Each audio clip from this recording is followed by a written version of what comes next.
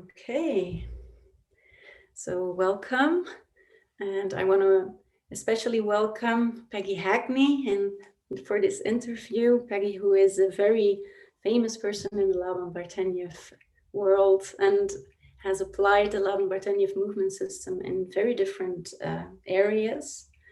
And she also is the writer of this well-known book, Making Connections. And I think I've already read it like 15 times now. So I'm a fan of your book and a fan of your work. And I'm really happy that we can have this interview since. I am too. I'm looking forward to it. Yeah, nice. So we actually invited you to come and teach with EMOVE Institute last summer. And then because of COVID, we had to postpone the modules.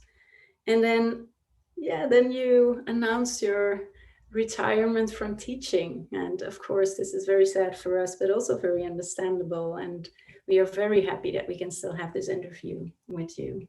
Yes. Well, I would love to teach forever. And I also know that I am aging, 76 right now. So there is a time, I think, when I can't continue to demonstrate every single thing that I want people to be able to experience. And I sort of made a vow with myself that I would stop when that seemed to be happening. So. Yes, I can understand that it's at a certain point, it's like this. And still, I think it's now 2 or 3 years ago when Katarina and I met in a workshop with you in Italy. And yes, I was really astounded by your graceful movements going up and down with like so much ease and effortlessness. And I'm very happy and grateful that I had you as one of my teachers. I loved having both of you. Each of you has their own wonderful contribution. So thank you.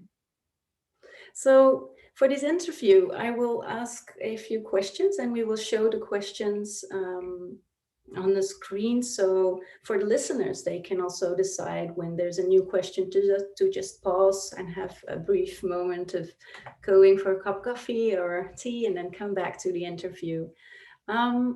So maybe we can start with the first question if it's okay for you. I will show the question on the screen.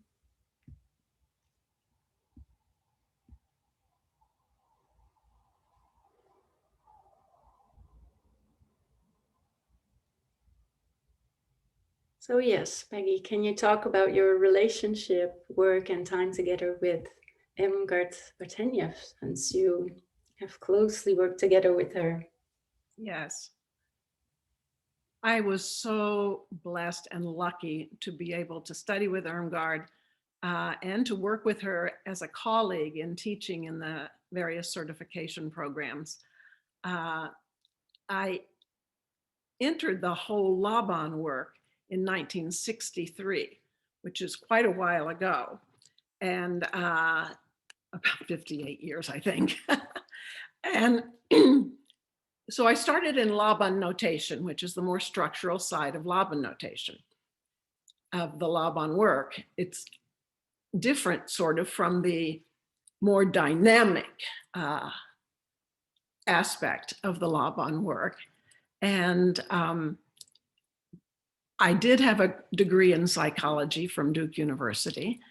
And so when I went to the Dance Notation Bureau in New York City in 1967, after I just got back from the Peace Corps in Ethiopia, the people there said, oh, well, if you have a degree in psychology, you should talk and be with Irmgard Bartenieff. You should study with her because she is one of the founders of the Dance Therapy Association. And so I said, oh, great. I always love to learn new things. So when I met Irmgard, she was just magical. She of course, was older, probably around the age of 65 to 67. And she just had this sort of light feeling coming out of her. And so definitely I was attracted to how this would happen for somebody who was that old. And so little did I know at that particular point in 1967 that I would still be doing this work all these years later. But what has kept me doing it is Irmgard had this magnetic and also kind of coming around from different aspects, personality. And she always also had this sense of an embrace, like she was embracing whatever it was that she was studying, whether it was anthropology or psychology or cultural nuances or various dance styles. And so I was very, very drawn to this woman who had such a variety, so dynamic, so interested also. She could be very detailed and kind of coming at little details in a very specific way. But she could also be a huge, large, all-embracing worldview type of person, where she was really looking at larger patterns and how the world was interconnected.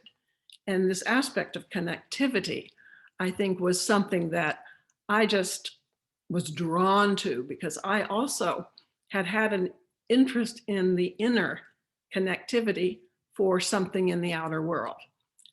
So I had actually gone to Duke University to major in chemistry because I was a scientist coming out of high school. And yet I had always through my whole life been studying dance.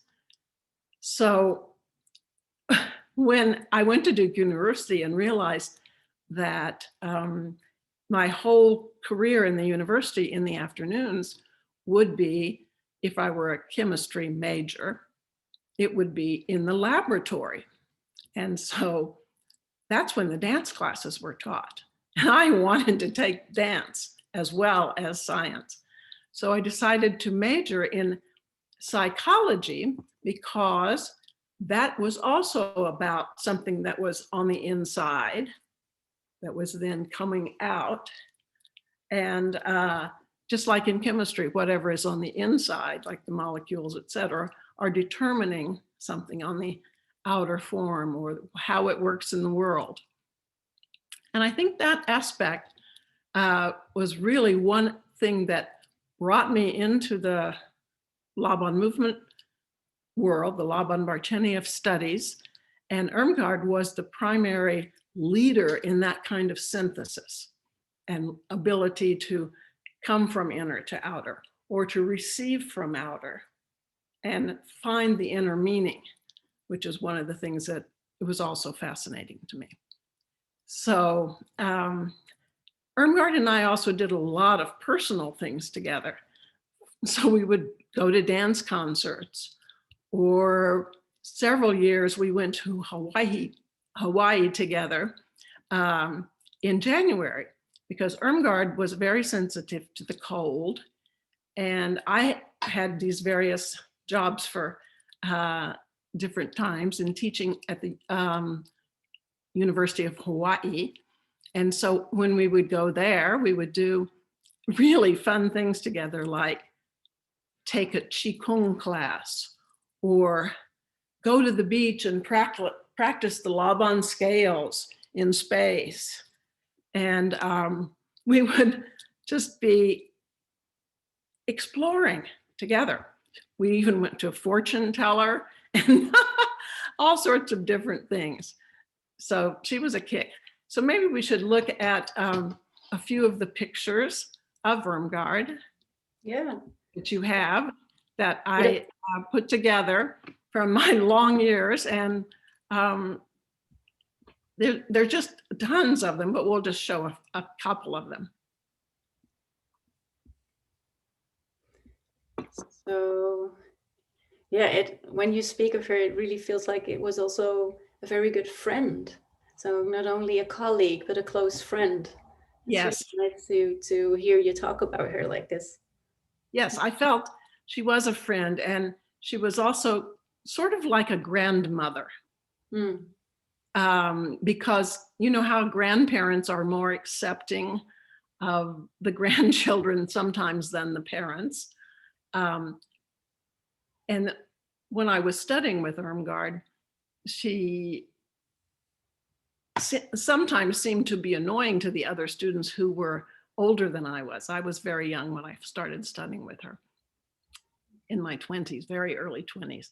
And so she was like my grandmother. And as you can see in this beautiful picture, she has this full three-dimensional carving, embracing grasp. And she has this kind of delight in her eyes. And she had a childlike magic, I thought. You can also see that she has a big chiffon bow in her hair. And so she had this inner child that she could bring out magically. And that was wonderful to see. So Yeah, beautiful. thank you for putting up the picture. Do you have another one? Yeah, I have. Maybe I can show the one of you together. Yes, this was one of the years that we went to Hawaii together. And this was in 1980 on her 80th birthday. Oh. It was always easy to know what age Irmgard was because she was born in 1900. Mm. So this was in 1980, so she was turning 80 years old. And as you can see, the Hawaiian students made beautiful flower leis for us, for our head and our around our neck, etc. Mm. Yes. And then maybe the next picture below would be good. This was also in 1980 at the Irmgard Bartenieff conference to celebrate her 80th birthday. This was in New York City. And here I am demonstrating for her one of the ways that she would talk about connecting the arms all the way from the fingertips through the medial condyle of the elbow and coming all the way down the back to the tail, to sort of the end of the coccyx. And as you can see there, she has an assisting help with her hands because she was a trained physical therapist, was very used to working with people hands-on. And that was one of the other things I really appreciated about her, was she did not hesitate to give touch feedback, which goes right into your neuromuscular system immediately. As you may know, that the skin comes from the same tissue as the brain in the fetus, in the infant stage. And so that's like an immediate input from touch into your brain and neuromuscular system as a whole. So I think maybe that gives you a little bit of an idea. I don't know, I can talk about Irmgard forever. It's great to hear you talk about her and to get such an intimate idea about the relationship also. Yeah, yeah, nice. Thank you. Very nice. Oh, so I have one more thing to say about the relationship. It was funny. She used to live on the upper west side of New York City. And she had an apartment and she would invite me to dinner sometimes. And she also was sort of childlike and almost like she was going on a date. Although she did also see men as well. I didn't feel it was a date. I felt like it was going to visit my grandmother, but everything was very special in the apartment, and she had it beautifully laid out. And it was just wonderful to be able to go there, and on the mantelpiece, one of our Laban movement analysis colleagues, Kedzie Penfield from Scotland, had given Irmgard this little postcard that said, "Constant change is here to stay." And I thought, wow, this is a very huge concept, and we are finding that right now in our world. Every day, something is constantly changing, every minute, every nanosecond. And I think that I took that away from Irmgard, living with change, being able to be comfortable in not knowing and changing. And we are in our world in such a not knowing place right now with the COVID virus and all the wars and changes in political environment. It seems like that principle of being able to deal with the constantly changing situation is a major aspect of what we're called upon to do at this point in culture. Okay, maybe we can Nice. section. Yeah, I think that's a very important issue that you addressed just there. Thank you for sharing that. Yes. So maybe we can move on to the second question, and I will bring it in the screen again. Okay. So,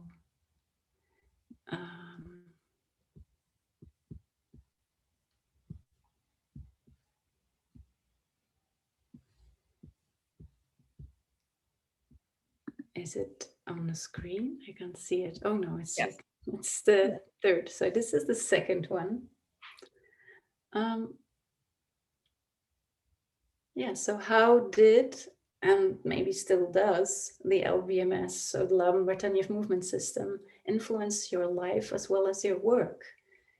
And one thing that I was particularly also curious about is maybe, does it still influence your current movement practices? Like what you do for yourself and how it influences that? Yes, I'll answer that last one first. And yes, I still every day work on Bartenieff fundamentals, and both from a developmental movement perspective, which came later, and also from the perspective of working with mobilizing each area of the body and finding interrelationships between those areas. So I view all movement as a whole systems theory, and that our body is our first in contact with whole systems. We are constantly in our own body dealing with the whole system, even though we may be focusing on a part. And so whenever I'm moving, I am aware that the whole body is supporting whatever is happening, and that the whole body is changing. Even if I move a little tiny part like this, it brings a resonance through to my whole body. And that, I think, is an important part, because often dance training even, or martial arts training, are emphasizing kind of sections, parts by themselves, not in connection. And this aspect of holism, I think, is something that I have gotten from Irmgard and take with me in my life. And I'll just think back over some of the other influences that she's had on me. One of them is the fact that I am really excited about and eager to participate with different areas of work and different applications in my life, so I can move from one thing to the next to the next. So even within the whole system of the Laban Bartenieff Movement System, you can move with own awareness of body, where you're looking at the connectivity. You can work with an awareness of spatial pulls. You can work with an awareness of the dynamic, delicate inner reaction and how that relates emotionally to you. And you can also be with and noticing the interior shape forming and expressing from shape. So I am never bored, never. Because I can always be investing my own inner energy in some different aspect from, and it's true in the system also. So I think at first when I was in the Laban system, because I came from Laban notation, which is more structural, more about where the body is moving in space, how long is it taking to get there, etc. I was more interested in the spatial work in the Laban Bartenieff work, which includes the harmonics of space and different scales in space, so that it's very different to be in a dimensional cross of axes here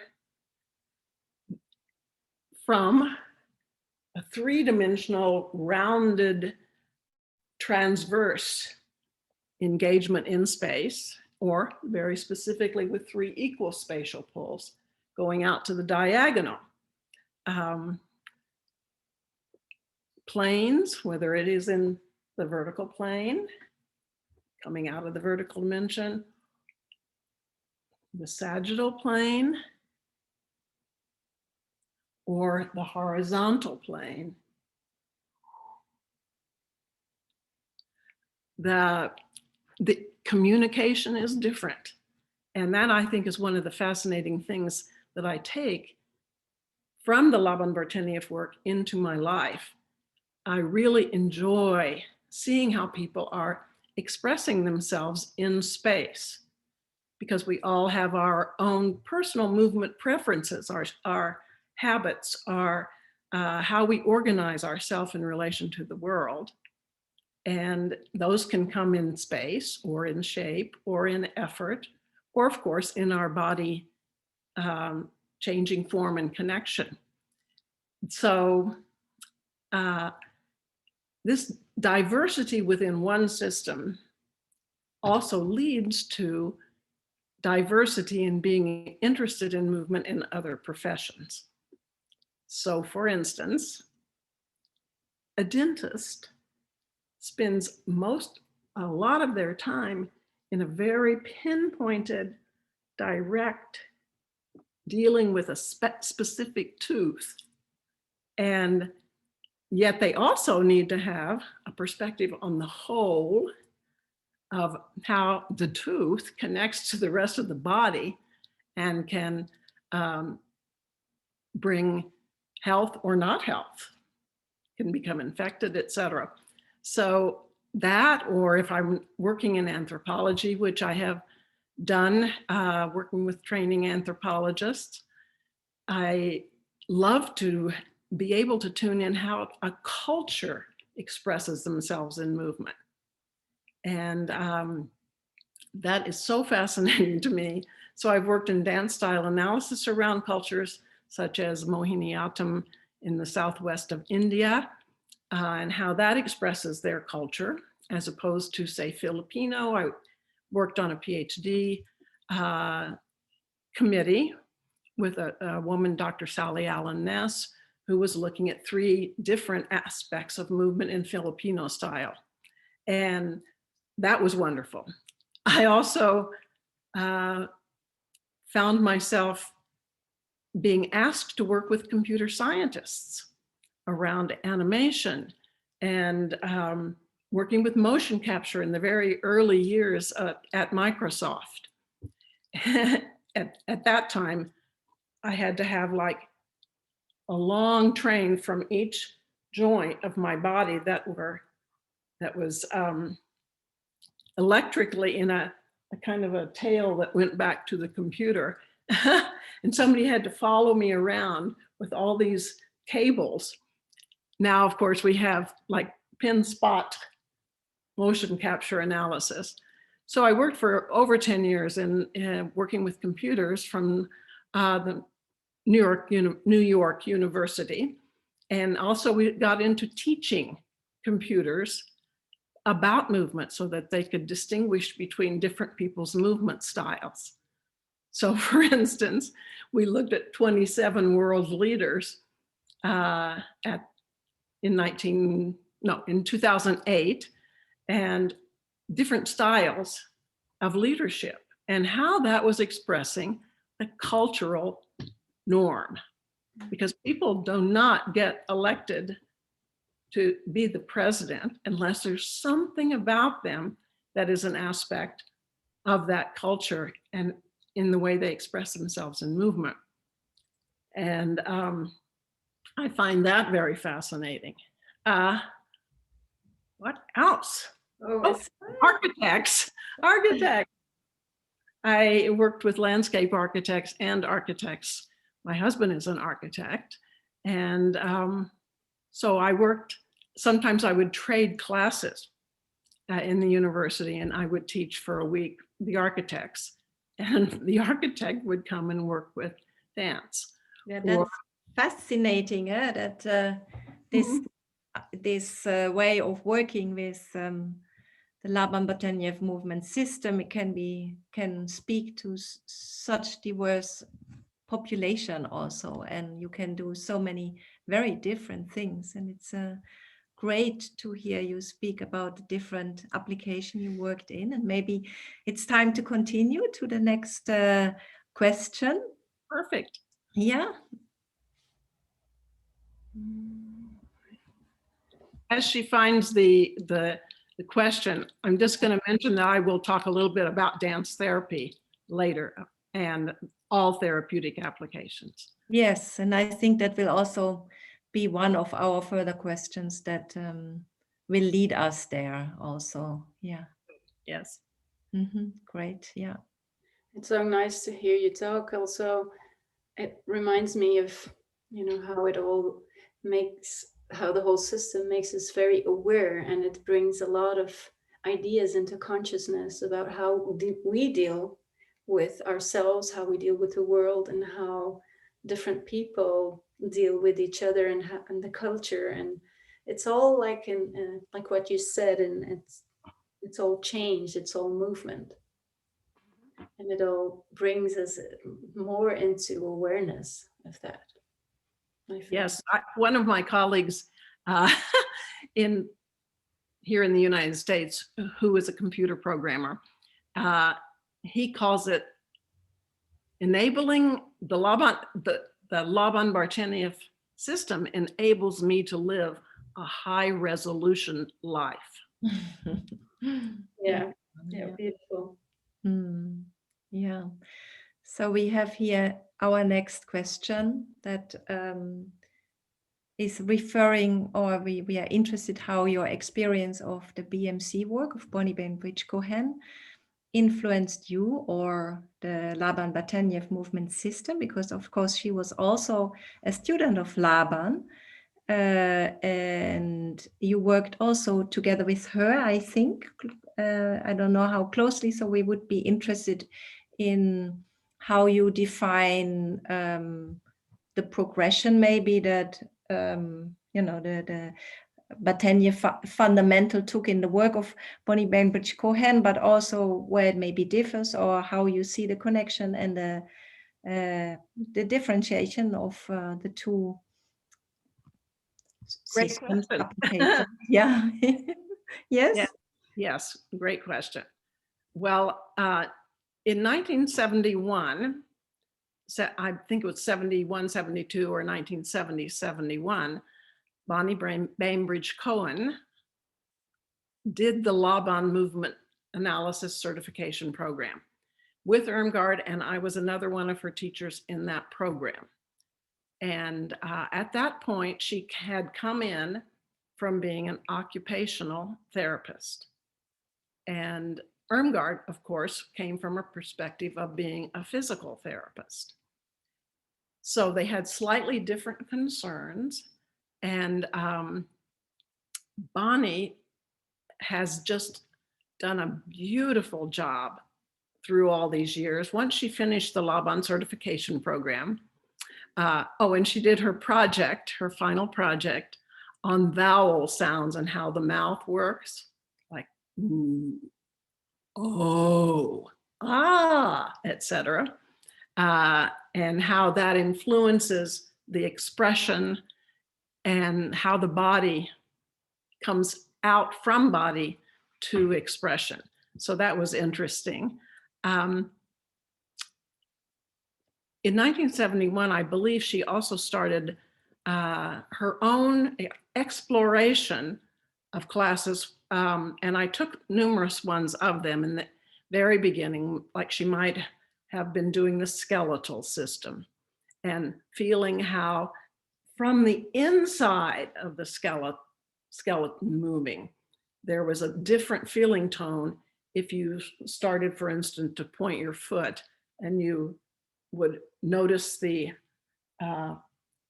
tibia and fibula rotating out to make room for the foot coming forward with the talus coming out, and exploring very, very subtle changes in the inner movement from the skeletal system. Of course, she also went on to explore all the other systems of the body, such as the organs and the tissues and the flow within, like the synovial fluid, the lymph, etc. And she took her, this is my perspective, of course, I don't know what she would say, but she took her Laban knowledge, and for instance, excuse me, she would make a connection between the fluid systems and a particular aspect of the Laban Bartenieff work. So for instance, she felt at least at one point that the lymph was really good at clear lines of energy, setting boundaries, and that it had a spatial, like direct, more controlled aspect in terms of effort. And that when the lymph moved, you were almost like a cut out of the universe. And that was very different, for instance, from the synovial fluid, which had much more free flow and had a kind of a mobile state with quickness and sustainment that could happen. So she started to link, as I perceived it, the systems in the body to various aspects of the Laban system. And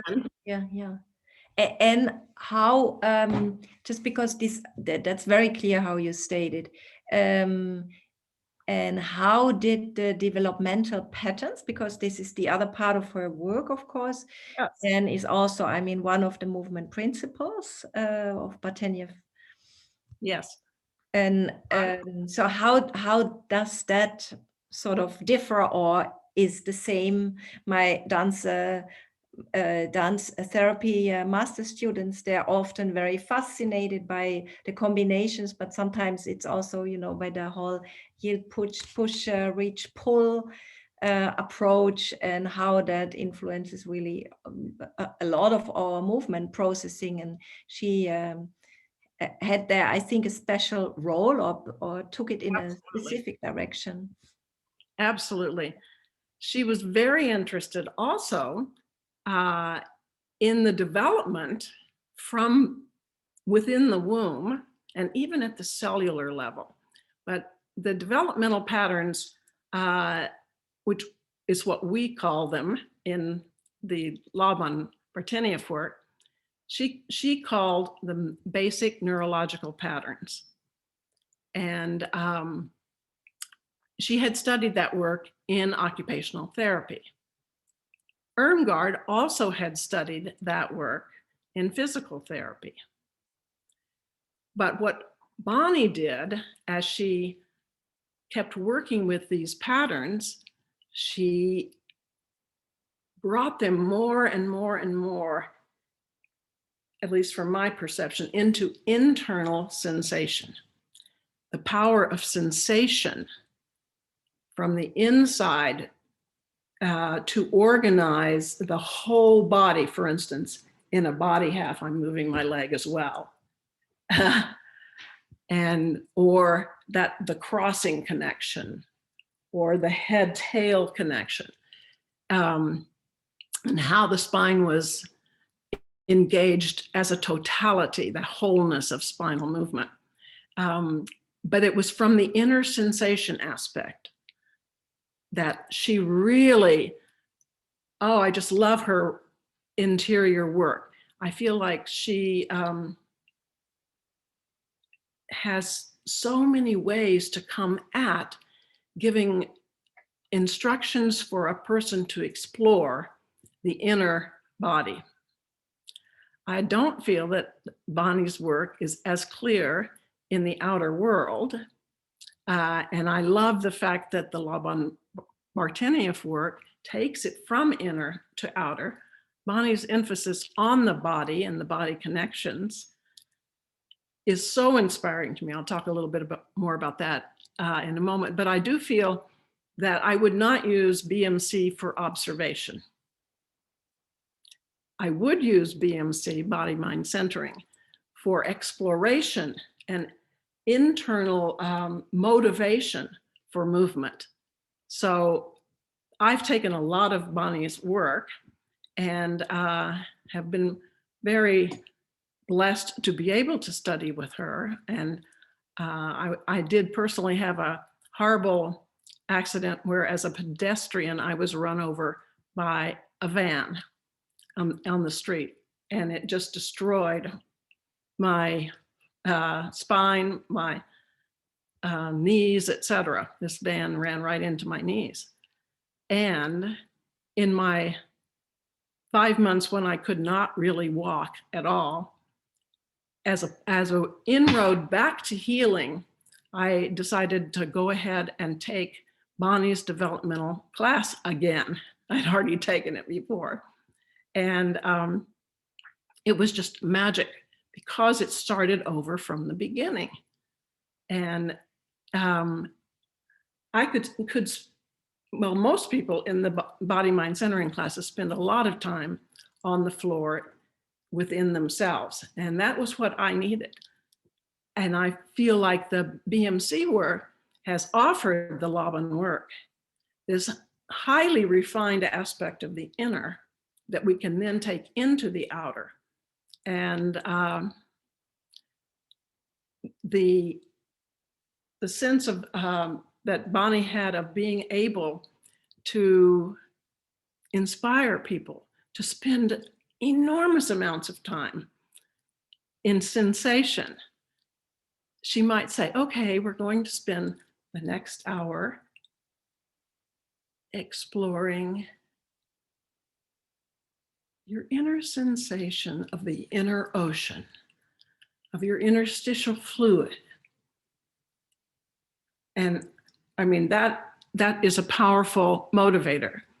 I think in the Laban world, we probably would never spend an hour just on the interstitial fluid, for instance. So, but yeah, it's important. It's important because it is like that beginning of moving and goingness, the most subtle level. So I feel like BMC work, just to say, BMC work added the subtle aspect to the Laban Bartenieff work. And the Laban Bartenieff work takes things in a more creative, in my mind, way, more all-encompassing in terms of the outer world and how we can relate that inner to the outer and the outer to the inner. Okay, go ahead.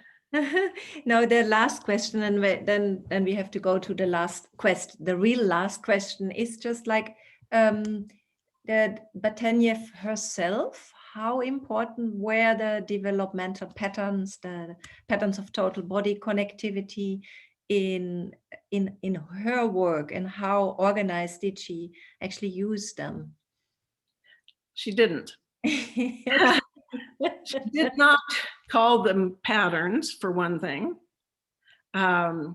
She spoke about, for instance, one of the reasons that I changed the names that Bonnie uses for the patterns. Bonnie's would be cellular breath, lung breath, etc., going up through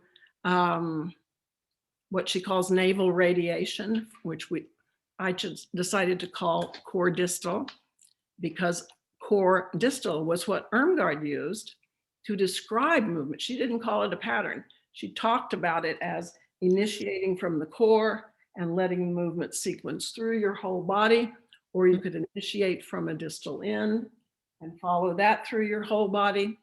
But that was Irmgard's way of speaking about it. It was about connectivity, but she did not call them patterns of total body connectivity.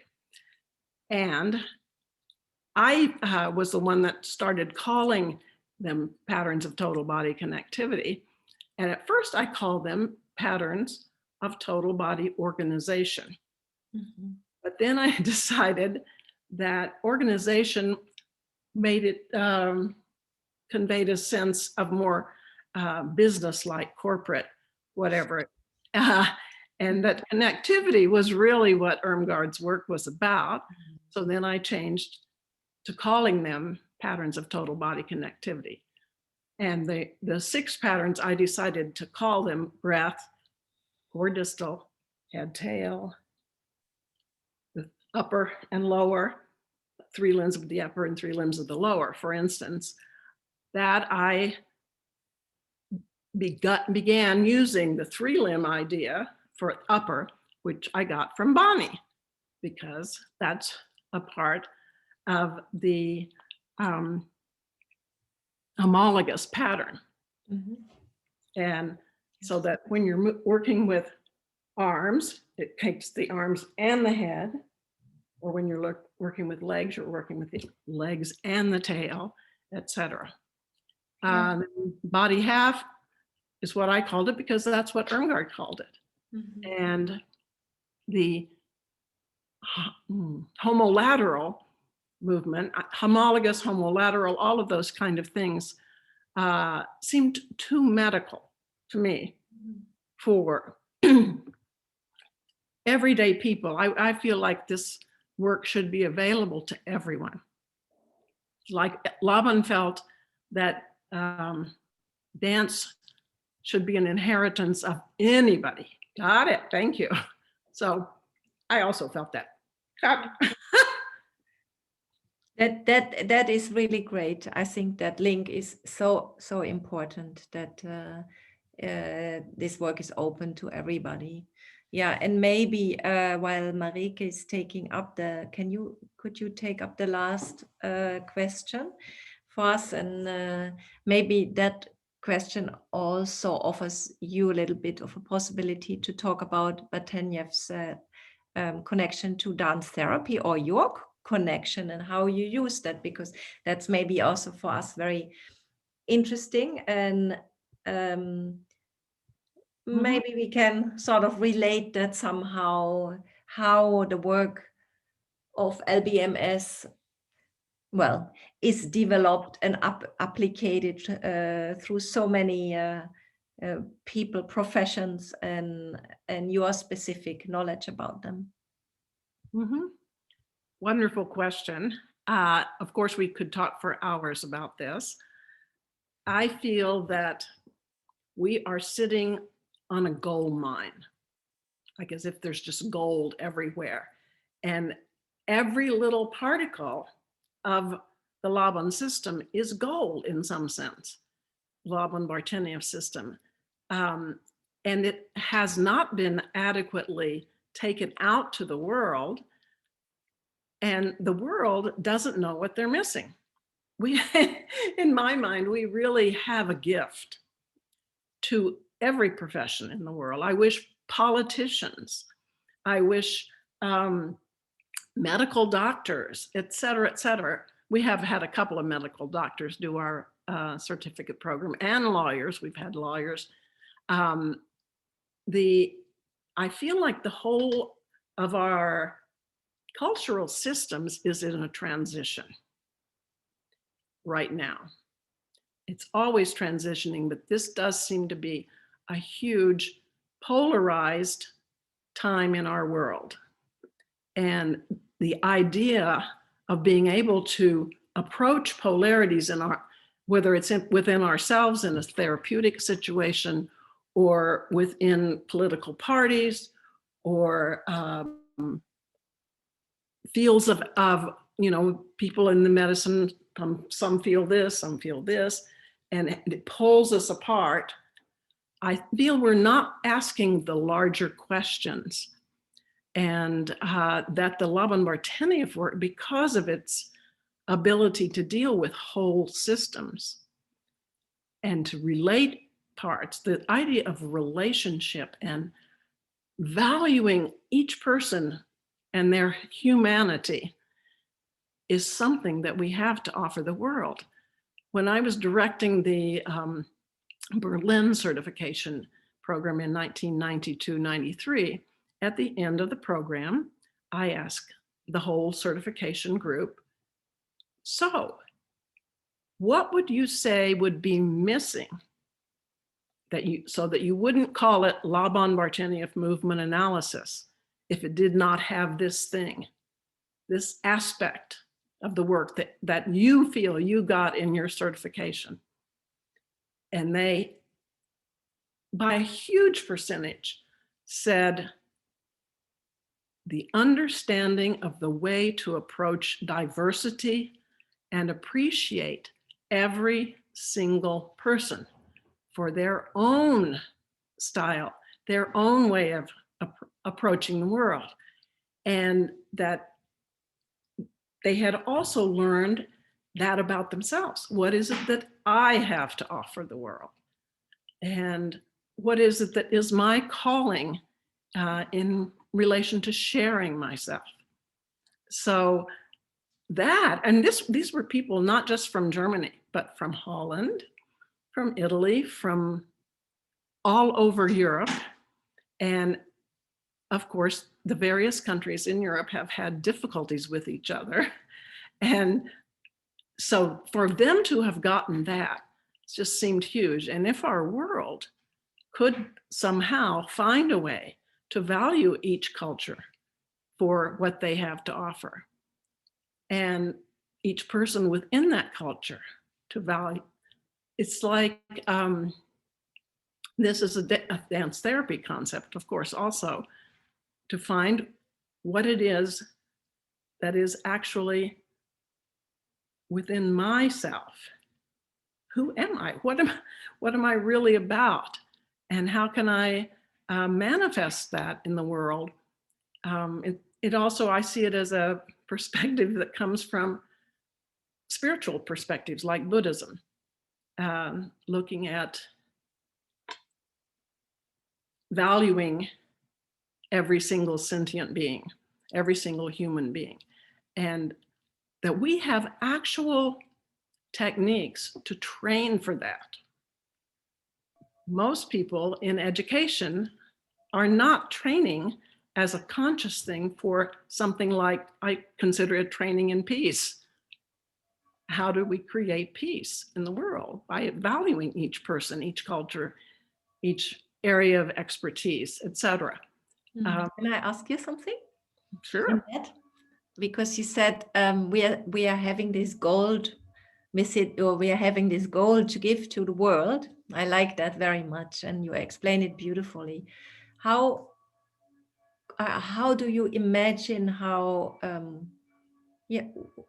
can we give it more? Because you say people don't know, so a lot of people that could really advantage from the system do not really know it. So how do you imagine, how can we share our knowledge more with the world? Do you have ideas about that? Well, I actually feel that we need to, like Laban said in his Vision of Dynamic Space book, have people learn from the very beginning to pay more attention to movement. And he said Laban has been accused of being a revolutionary in all different fields like education, etc., dance, theater, etc. And it would be a revolution. I see Laban as a revolution. And it's a revolutionary time, I think, in culture right now. And the need to go back and look at our story, our inner story that we're telling people as we educate them, that has got to change in my mind. And the process of our Laban Bartenieff movement training teaches how to come at education from many, many different ways. So in our own teaching, we work from sensation. We work from movement and action. And action changes the teaching rather than thinking. I mean, action changes the thinking rather than trying to change somebody by having them think about something. Start changing them by moving it, because the movement patterns the neuromuscular system. And that once the neuromuscular system starts to change, that changes everything. Even a small change changes everything. I also feel that we use visual inroads, imagery inroads. We use exercises, clear exercises. We use our frontal brain in thinking in complex ways, like doing space harmony work, for instance, I think changes you to have an ability to think complexly without falling apart. And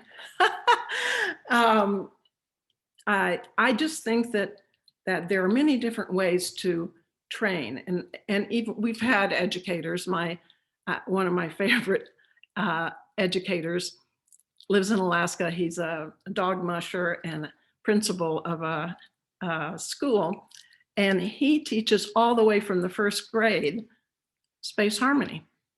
They build icosahedrons and everything, and he practices scales with the first graders, and they come out different.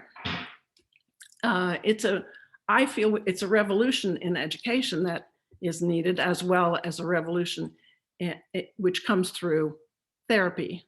And I believe in, of course, dance therapy, all kinds of therapy, physical therapy, massage therapy, this sense that the therapeutic relationship, it's all about relationship. And if our educators and we in the world can see everything from a relationship perspective, I think the world will change. Yeah. And is that maybe a good link to your work and also Irmgard Bartenieff's work as a dance therapist? To just tell a little bit about that? Yes. Okay.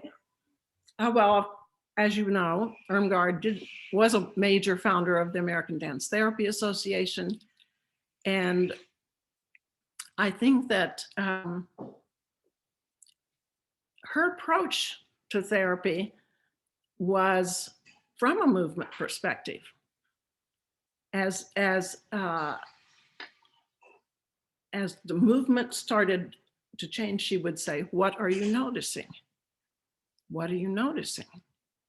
And the client or patient would start to notice what was changing in all areas. And the aspect, as you all know, of group movement therapy, getting people moving together, is a huge change. Marion Chase in dance therapy worked with group therapy and had amazing success in the therapeutic hospitals all around the world. She encouraged that. Irmgard was able to work through, she worked with a man at New York University in the psychiatric area, and she would work as a one-on-one dance therapist with patients, and then she would collaborate with this psychiatrist, and they would watch through a screen where they could see into where the patient was in their own room, and as they were in the group room with other people. And Irmgard would be able, from observation of their movement, even when she was not moving with them, she would be able to predict how they were going to have a therapeutic breakthrough. And the doctors were like, well, how did you know that? And of course, she was being willing to value knowledge that comes from moving and being aware of movement. This another revolutionary aspect of the Irmgard's work and the whole system is simply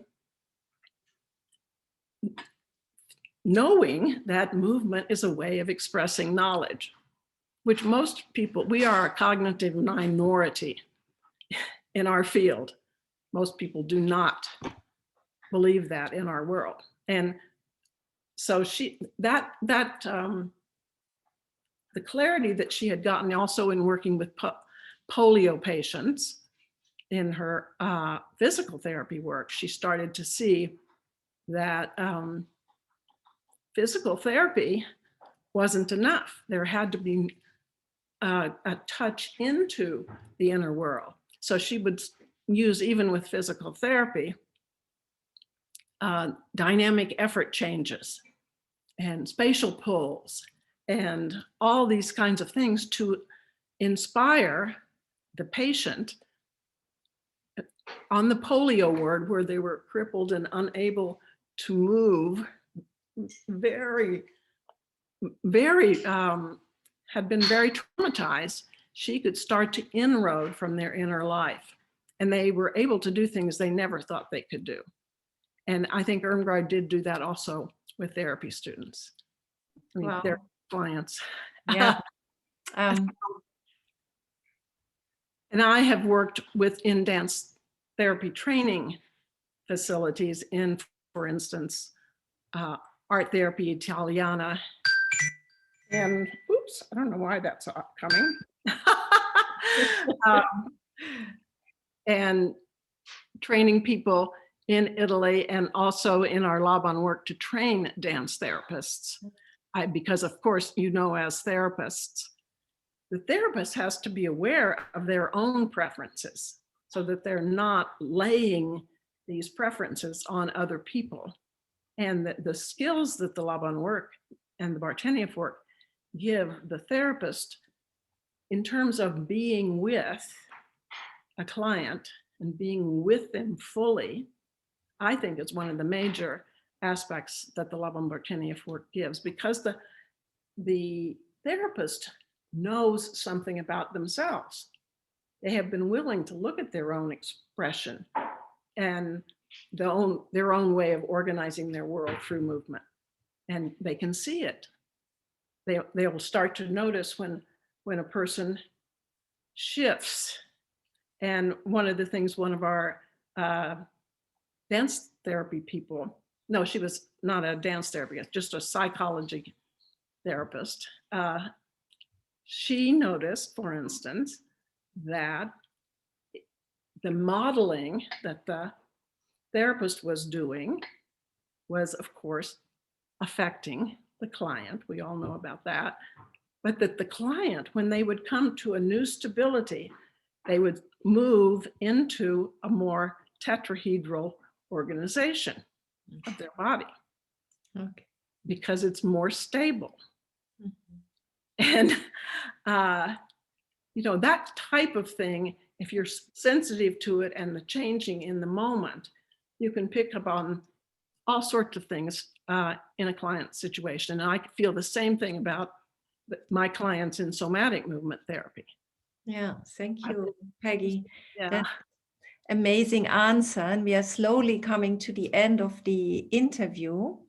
So maybe, is there any extra little bit that you would like to give the listeners to what you would give them kind of an advice or something that you would still like to say to them, or anything that we missed out on? Well, I would say stay curious. Stay curious, because if you're curious about every aspect of your life, then you will always be alive and in a moving situation inside yourself. And the perspective of thinking that you're going to have a career, it's just going to be like this, and once you fulfill the training, it'll be like this all your life, I would say let that go. Follow your own curiosity. Where do you feel from your fullness you're going? And I also feel that in teaching. So when I plan classes, like if I were to be planning a workshop, I would say, what am I most curious about now? And I have to trust also that the students will have many different teachers in their life. And so if I don't cover something, just like in this interview, we of course have not been able to cover everything at all, that they will be curious and kind of go out and find an answer for themselves. So to me, that keeps us alive, and just being a sense of what makes me more alive, what makes me feel more juicy. Wow, that's great. And it also, for me, connects back to the beginning of the interview. The curiosity also connects with the playfulness and this childlike quality that Bartenieff also had. And I think also that is really a great thing of the work that we do, that it brings us into curiosity of so many ideas and this diversity. So thank you. Thank you for... Welcome. Thank you for inviting me. It's been a delight. I do hope I get to move with you at some time in the future. For sure. That would be great. I'll come and take your class. Yeah. Okay. Yeah, I will. Should I start? Do you have anything more? Thank you, Peggy. Thank you very much. It was wonderful to have you. Thank you so much for having me. And I say, take it and run with it. Take your own explorations and run with them. Thank you. So I will stop the recording now. Okay.